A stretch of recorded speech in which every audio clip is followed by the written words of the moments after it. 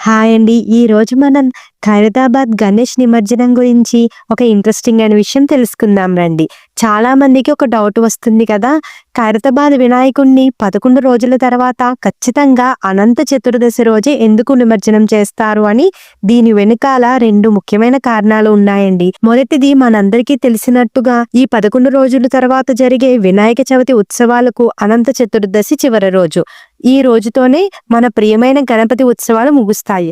భక్తులు ఈ పండగ ముగింపు ఘనంగా జరుపుకుంటారు. అలాగే వినాయకుడిని తిరిగి ఆయన నివాసమైన క్షీరసాగరంలోకి పంపిస్తారు. ఇక రెండో దానికి వస్తే అనంత చతుర్దశి అనేది కేవలం వినాయకుడి ఉత్సవాలకే కాదు, శ్రీ మహావిష్ణువుని పూజించడానికి కూడా చాలా పవిత్రమైన రోజు. అందుకే ఒకే రోజున గణపతి ఆరాధన, విష్ణు ఆరాధన కలపడం వల్ల ఈ నిమజ్జనం మరింత పవిత్రవంతంగా మారుతుందని నమ్మకం. అందుకేనండి మన ఖైరతాబాద్ గణేశుణ్ణి అనంత చతుర్దశి రోజున నిమజ్జనం చేస్తారు. ఈ ఇంట్రెస్టింగ్ అయిన విషయాన్ని మీ ఫ్రెండ్స్ అండ్ ఫ్యామిలీ మెంబర్స్ కి షేర్ చేయండి.